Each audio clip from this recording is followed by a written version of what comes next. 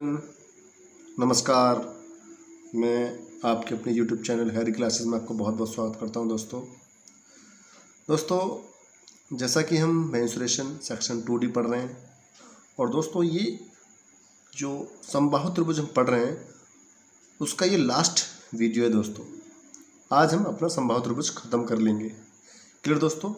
और ये जो आज हम कंसेप्ट समझेंगे दोस्तों, ये बहुत ही इम्पोर्टेंट कंसेप्ट है दोस्तों। क्लियर? तो जैसा कि मैंने यहाँ पे हेडिंग डाल रखी है दोस्तों कि समबाहु त्रिभुज में किसी बिंदु O से डाले गए लंब भुजाओं पर दिए गए हों। क्लियर दोस्तों? जैसा कि आप यहाँ पे देख रहे हो, एक मैंने यहाँ पे लिख रखा है, एक समबाहु त्रिभुज ABC है दोस्तों, जिसकी तीनों भुजाएं कौन कौन सी यहाँ पे ए। क्यों? क्योंकि समबाहु त्रिभुज में तीनों भुजाएं क्या होती है दोस्तों? समान होती हैं। और इसके अंदर दोस्तों मैंने कोई एक बिंदु यहाँ पे O ले रखा है दोस्तों। कौन सा ले रखा है? O। और इस O बिंदु से दोस्तों मैंने इस भुजा BC पर एक लंब डाल रखा है दोस्तों।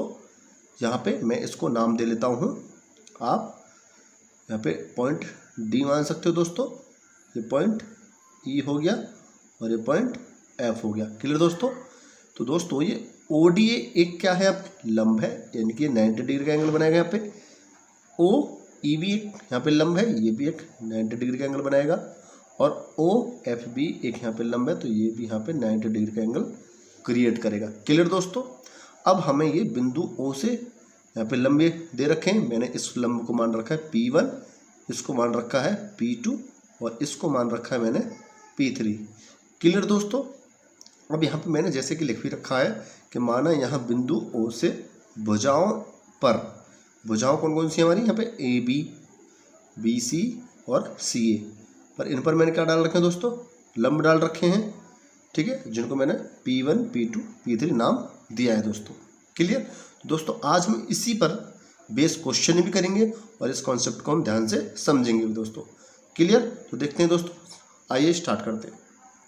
तो दोस्तों सबसे पहले मैं काम करता हूँ, यहाँ पे कुछ मैं रचना कर लेता हूँ। कुछ यहाँ पे हम देखते हैं किस प्रकार की रचना करेंगे हम। तो दोस्तों मैं इसको क्या कर देता हूँ, यहाँ पे धीरे से मैं इसको मिला देता हूँ। क्लियर दोस्तों? और मैं इसी प्रकार इसको मिला देता हूँ। क्लियर दोस्तों? और इसी प्रकार दोस्तों मैंने इसको ऊपरले वाले शीट से मिला दिया।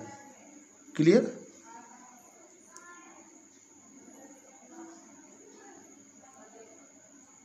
तो दोस्तों मैंने बिंदु O को इन तीनों शीर्षों से मिला दिया। O को मैंने A से भी मिला दिया, O को मैंने B से मिला दिया और O को मैंने C से मिला दिया। क्लियर दोस्तों? बात यहाँ तक समझ में आ गई। अब दोस्तों मैं आपको एक चीज़ यहाँ पे दिखाने की कोशिश करता हूँ। हमारे पास ये जो पूरा त्रिभुज ABC था, हम इसको 3 त्रिभुजों में यहाँ पे बांट लेते हैं। कौन कौन सा त्रिभुज? तो आप गौर से देखिए दोस्तों, BO और C। क्लियर दोस्तों? एक हम इस त्रिभुज को ले लेते हैं, ये हमारा पहला वाला त्रिभुज हो गया। क्लियर दोस्तों? दूसरा वाला हो जाएगा COA। क्लियर दोस्तों? COA ये वाला त्रिभुज हो जाएगा। और दोस्तों एक हो जाएगा हमारा AOB। आपको ये तीनों त्रिभुज नजर आ गए होंगे दोस्तों। पहला वाला त्रिभुज हमारा ये है, दूसरा वाला त्रिभुज दोस्तों हमारा पूरा वाला ये है और तीसरा वाला त्रिभुज दोस्तों हमारा ये है। क्लियर? 3 त्रिभुज यहाँ पे आपको नजर आ रहे होंगे दोस्तों। तो अब हम करने क्या वाले हैं दोस्तों? हम यहाँ पे कुछ करने वाले हैं। देखिए हम क्या करने वाले हैं। अगर मैं आपसे पूछूं दोस्तों, त्रिभुज BOC का क्षेत्रफल क्या होगा? मैं आपसे पूछता हूँ, त्रिभुज BOC का क्षेत्रफल, BOC का क्षेत्रफल। क्लियर दोस्तों? अब मैं इसको जोड़ देता हूं। फिर त्रिभुज COA का क्षेत्रफल, त्रिभुज COA का क्षेत्रफल। क्लियर दोस्तों? और इसी प्रकार बचा हमारा कौन सा, एक और बचा, उसको प्लस, अब बचा AOB का क्षेत्रफल, त्रिभुज AOB ओ बी का क्षेत्रफल। क्लियर दोस्तों, मैंने तीनों त्रिभुजों का क्षेत्रफल जोड़ दिया। मैंने इस वाले त्रिभुज को, इस वाले त्रिभुज को और इस वाले त्रिभुज को मैंने क्या कर दिया दोस्तों, जोड़ दिया। तो ये किसके बराबर बैठेगा, तो आप बोलोगे ये पूरा इस समबाहु त्रिभुज के क्षेत्रफल के बराबर बैठेगा, क्योंकि आप इन तीनों त्रिभुजों को मिला के आपकी कौन सी आकृति बन रही है दोस्तों, तो आप बोलोगे पूरी समबाहु त्रिभुज की हमारी आकृति बन रही है। तो इसका मतलब यहाँ पे हम लिख देंगे ए बी सी का क्षेत्रफल, त्रिभुज ए बी सी का क्षेत्रफल। क्लियर दोस्तों, ये बात आपको समझ में आ गई होगी। अब दोस्तों आपको त्रिभुज का क्षेत्रफल फॉर्मूला पता होगा। त्रिभुज का क्षेत्रफल का फॉर्मूला होता है 1/2, यानी कि मैं बात करूं त्रिभुज बी ओ सी का क्षेत्रफल, बी ओ सी का क्षेत्रफल। दोस्तों इसमें लंबाई का काम कौन कर रहा है, हमारा P1, और आधार कौन है दोस्तों, इसमें हमारा आधार कौन सा, ए। आधार दोस्तों यहाँ पे ए है, और ऊंचाई या हम इसको लंबाई बोले तो वो कितना है, P1। तो दोस्तों मैं लिख सकता हूँ यहाँ पे 1/2 गुणा आधार गुणा ऊंचाई, 1/2 आधार गुणा ऊंचाई। क्लियर दोस्तों, प्लस इसी प्रकार मैं इस त्रिभुज के लिए लिखूंगा 1/2 गुणा आधार गुणा ऊंचाई। क्लियर दोस्तों, प्लस, और इसी प्रकार दोस्तों मैं इस वाले त्रिभुज के लिए लिखूंगा 1/2 गुणा आधार गुणा ऊंचाई।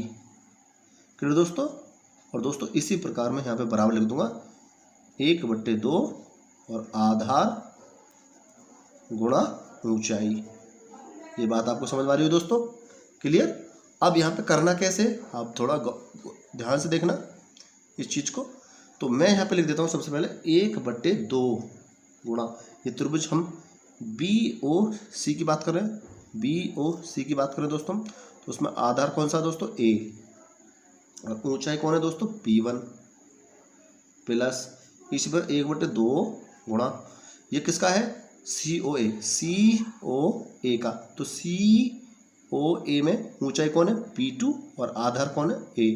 तो यहाँ पर आधार A है, ऊंचाई है P2, प्लस दोस्तों इसी प्रकार इसमें 1/2 आधार कौन सा दोस्तों, ये त्रिभुज का क्षेत्रफल कौन सा वाला है, ये वाला है AOB वाला। क्लियर, इसमें आधार कौन है, A, और ऊंचाई कौन सा हो गया दोस्तों, P3। क्लियर, इक्वल टू, और यहाँ पे क्या है दोस्तों, तो आपको समझ में आ रहा होगा कि ये जो क्षेत्रफल है समबाहु त्रिभुज का क्षेत्रफल है। तो 1/2 आधार कौन सा है दोस्तों इसका, A, और ऊंचाई का फॉर्मूला आपने पढ़ा होगा √3/2 A। आपको मैंने ये AD वाली ऊंचाई आपको पिछली वाली वीडियो में मैंने प्रूफ करके बताई थी। क्लियर दोस्तों, तो इसका हो जाएगा 1/2 A गुणा √3/2 A। क्लियर दोस्तों, अब यहाँ पे आप देख रहे होंगे दोस्तों, आप यहाँ से कुछ कॉमन कर सकते हो। कॉमन क्या है दोस्तों, सब में से 1/2 A, 1/2 A, 1/2 A। Clear, common कर सकते हो।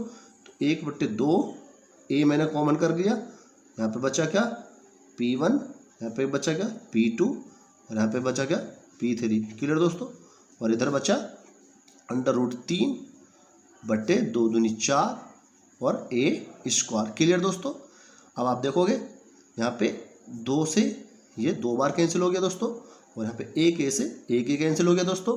अब हमारा बचा क्या दोस्तों, यहाँ पे ध्यान से देखिए, यहाँ पे बचा P1 + P2 + P3, और इधर बचा √3/2 और एक A बचा। तो हम लिख सकते हैं √3/2 A बराबर P1 + P2 + P3। क्लियर दोस्तों, यहीं से आपको थोड़ा ध्यान देना है दोस्तों। ये क्या है हमारे पास, आप इसको देखो गौर से, ये हमारे पास क्या है, आपको समझ में आ रहा होगा। आप बोलोगे समबाहु त्रिभुज की ऊंचाई का सूत्र है दोस्तों, ये समबाहु त्रिभुज की ऊंचाई का मतलब मैं इसको लिख सकता हूँ H बराबर, इसकी जगह मैं क्या लिख सकता हूँ, H लिख सकता हूँ पूरे के बराबर। क्यों, ये समबाहु त्रिभुज की ऊंचाई का सूत्र है। H बराबर P1 + P2 + P3। दोस्तों एक रिजल्ट तो हमारे सामने ये बनकर तैयार हुआ। क्लियर दोस्तों, एक रिजल्ट तो हमारे सामने ये बनकर तैयार होगा, और दूसरा एक रिजल्ट और बनाएंगे। अगर मैं यहाँ से A का मान निकालना चाहूँ, A क्या है यहाँ पे, A है हमारे पास समबाहु त्रिभुज की भुजा। तो अगर मैं A का मान निकालना चाहूँ तो ये √3/2 जब इधर आएगा तो ये उलट जाएगा, यानी 2/√3 हो जाएगा, और मैं यहाँ पर लिख दूंगा P1 plus P2 plus P3। Clear दोस्तों, और ये हमारे पास हो गया दूसरा रिजल्ट। क्लियर दोस्तों, अब इन दो रिजल्टों को ही लेकर आप बहुत ही इम्पोर्टेंट क्वेश्चन करने वाले हो दोस्तों। कुछ भी नहीं है दोस्तों, बस यही है हमारा जो लास्ट कंसेप्ट था जिस पर हम क्वेश्चन बनाने वाले हैं। क्लियर दोस्तों, आपको बस समझना कुछ नहीं है। एच अगर पूछा जाए, ऊंचाई पूछी जाए, तो आप तीनों लंबों को जोड़ दीजिए, और आपको अगर ए पूछा जाए तो आप इस तीनों लंबों को जोड़ के उसमें 2/√3 की गुणा कर दीजिए, बस और कुछ नहीं है दोस्तों। आपसे चाहे वो कुछ भी पूछे। क्लियर दोस्तों, तो चलिए दोस्तों इसी कंसेप्ट पे हम क्वेश्चन लेते हैं अब। क्लियर, पहला क्वेश्चन देखते हैं दोस्तों। पहला क्वेश्चन क्या कहता है, गौर से देखिएगा। उस समबाहु त्रिभुज का क्षेत्रफल ज्ञात कीजिए जिसमें किसी बिंदु से 3 लंब √3 सेंटीमीटर, 2 √3 सेंटीमीटर, 5 √3 सेंटीमीटर तीनों भुजाओं पर डाले गए हैं। दोस्तों ये क्या दे रखे हैं आपको, ये 3 लंब दे रखे हैं, मतलब ये P1 का मान है, ये P2 का मान है और ये P3 का मान है। क्लियर दोस्तों, अब आपको निकालना है समबाहु त्रिभुज का क्षेत्रफल। तो दोस्तों समबाहु त्रिभुज का क्षेत्रफल निकालने के लिए तुमको भुजा की जरूरत पड़ेगी, और अब तुमको भुजा कैसे निकालनी है, तो मैंने अभी भुजा का सूत्र बताया था दोस्तों। क्या, तो A बराबर 2/√3, और दोस्तों यहाँ पे करना क्या है, हम तीनों के तीनों लंबों को क्या कर देते, जोड़ देते थे। तो दोस्तों आप इन तीनों लंबों को जोड़ दीजिए। 1 √3 ये रहा, 2 √3 ये रहे, 5 √3 ये रहे, तो 5 और 2 7 और 1 8, तो हम लिख देंगे 8 √3। क्लियर दोस्तों, √3 से √3 कैंसिल हो गया, 8 दूनी 16। मेरी बात समझ में आ रही है दोस्तों। अब आपको कुछ नहीं करना, आपको भुजा प्राप्त होगी 16। अब आप क्षेत्रफल निकाल सकते हो, और क्षेत्रफल क्या है हमारे पास, √3/4 गुणा भुजा स्क्वायर, यानी कि भुजा को आप 2 बार यहाँ पे लिख दीजिए। 4 चौक 16 और 16 चौका 64 √3 सेंटीमीटर स्क्वायर, ये आपका दोस्तों आंसर हो जाएगा। बात समझ में आई दोस्तों, तो ऑप्शन आपका सी यहाँ पे हो जाएगा। क्लियर, आगे बढ़ते हैं। क्वेश्चन नंबर 2 है दोस्तों। एक समबाहु त्रिभुज ABC के आंतरिक बिंदु O से भुजा BC, AC तथा AB पर क्रमशः लंब OD, OE तथा OF खींचे गए हैं। इन लंबों की लंबाइयाँ क्रमशः 24 सेंटीमीटर, 20 सेंटीमीटर तथा 22 सेंटीमीटर है। त्रिभुज ABC का क्षेत्रफल बताइए। बिल्कुल सेम वही क्वेश्चन है, बिल्कुल सेम। ठीक है दोस्तों, इसके साथ में बस ये चित्र दे दिया तुम्हें, कुछ नहीं दे रखा है इसमें, कि हमारे पास BC है, इस BC पर OD लंब है, ये हमारे पास CA है भुजा, इस पर OE लंब है, ये हमारे पास AB भुजा है, इस पर OF लंब है, जिनकी लंबाई हमें कितनी दे रखी है, 24, 20, 22। तो दोस्तों हम क्या निकालते हैं सबसे पहले A, तो A बराबर क्या होता है, 2/√3 गुणा, इन सबको जोड़ दीजिएगा, 24 और 20 44 और 22 66। क्लियर दोस्तों, ये आपकी क्या आएगी दोस्तों, भुजा आएगी। क्लियर, अब आपको क्षेत्रफल निकालना, और क्षेत्रफल का फॉर्मूला क्या होता है, √3/2 सॉरी √3/4, यहाँ पे 4 होता है।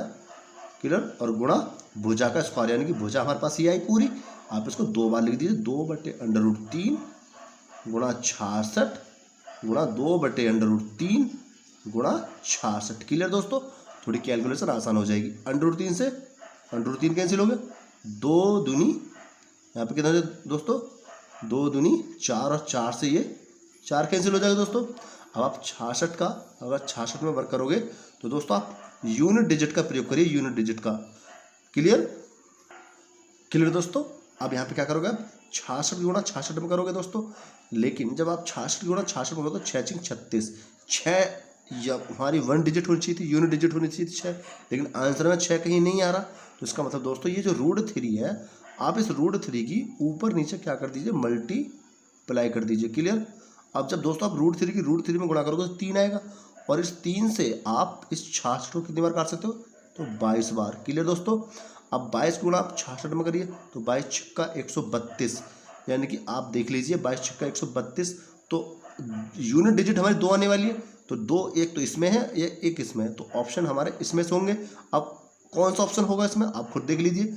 अब यहाँ पे तो √3 ऊपर है, यहाँ पे √3 नीचे है, तो हमारे √3 तो नीचे से गायब हो चुकी है, अब √3 ऊपर बच चुकी है, तो इसका मतलब हमारा ऑप्शन नंबर यहाँ पे सी हो गया है। क्लियर दोस्तों, तो आप थोड़ा सा ऑप्शन की तरफ भी ध्यान दे के कैलकुलेशन को करिएगा, ठीक है, थोड़ा आपको टाइम बचेगा। आगे बढ़ते हैं दोस्तों, आगे देखते हैं दोस्तों, किसी समबाहु त्रिभुज के अभ्यंतर के किसी बिंदु से तीनों भुजाओं की लंबिक दूरियां √3 सेंटीमीटर, 2 √3 सेंटीमीटर तथा 5 √3 सेंटीमीटर है। इस त्रिभुज का परिमाप ज्ञात कीजिए। दोस्तों परिमाप में भी हमें भुजा की जरूरत पड़ती है, तो सबसे पहला भुजा ये निकाल लीजिए। तो भुजा क्या होती है, a बराबर 2/√3 गुणा इन तीनों को क्या कर दीजिए, जोड़ दिएगा। तो √3 1 और 2 3, 3 और 5 8, तो यहाँ पे 8 √3 लिख दीजिए। √3 से √3 कैंसिल, 8 दूनी 16। तो भुजा कितनी आएगी दोस्तों, 16। और परिमाप क्या होता है, समबाहु त्रिभुज का परिमाप क्या होता है, तो पैरामीटर जो होता है दोस्तों वो होता है 3 गुणा भुजा। तो भुजा कितनी, 16 और 16 तिया 48 सेंटीमीटर। क्लियर दोस्तों, ऑप्शन आपका आ जाएगा 48 सेंटीमीटर। क्लियर, क्वेश्चन बहुत ही इजी है, बस आपको कंसेप्ट समझने की जरूरत थी। आगे बढ़ते हैं दोस्तों, क्वेश्चन कहता है दोस्तों, किसी समबाहु त्रिभुज के भीतर किसी भी बिंदु से भुजाओं पर लंबों की लंबाइयां a सेंटीमीटर, b सेंटीमीटर तथा c सेंटीमीटर है, इसका क्षेत्रफल कितना है। तो दोस्तों आप इसको सोच रहे होंगे कि इसमें तो कुछ भी हमें संख्या वगैरह कुछ दी नहीं है, तो इसको हम कैसे निकालेंगे। तो दोस्तों आपको पता है क्षेत्रफल के लिए आपको भुजा की जरूरत है, और भुजा आप कैसे निकालते हो, तो आप निकालते हो a बराबर 2/√3 और आप इन सबको जोड़ देते हो लंबों की लंबाई को, तो a + b + c, तो ये हो जाएगा a + b + c। क्लियर दोस्तों, ये आपकी क्या आ चुकी है, भुजा आ चुकी है। अब आप क्षेत्रफल निकाल सकते हो, √3/4 गुणा भुजा का स्क्वायर। तो इस वाली पूरी वाली भुजा को आप 2 बार लिख सकते हो, कैसे, 2/√3 a + b + c। क्लियर दोस्तों, और एक बार लिख सकते हो 2/√3 a + b + c। क्लियर दोस्तों, √3 से यहाँ पर √3 कैंसिल हो जाएगा, 2 दूनी 4 से 4 कैंसिल हो जाएगा। तो दोस्तों बचा क्या हमारे पास, बचा क्या, a + b + c का होल स्क्वायर बन जाएगा, नीचे √3 बन जाएगा।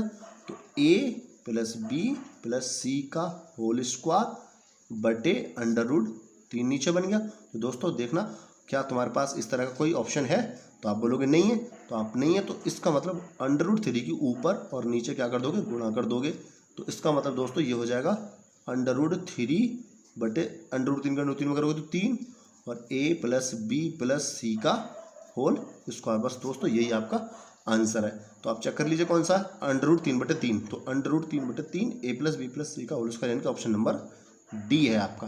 क्लियर दोस्तों, आगे बढ़ते हैं, क्वेश्चन नंबर 5 देखते हैं दोस्तों।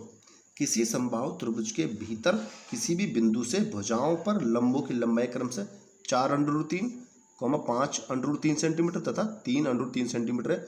समबाहु त्रिभुज की ऊंचाई क्या होगी। दोस्तों अभी मैंने कॉन्सेप्ट बताया था, ऊंचाई h बराबर ओनली सिर्फ क्या, p1 + p2 + p3, यही तो होता है हमारी ऊंचाई।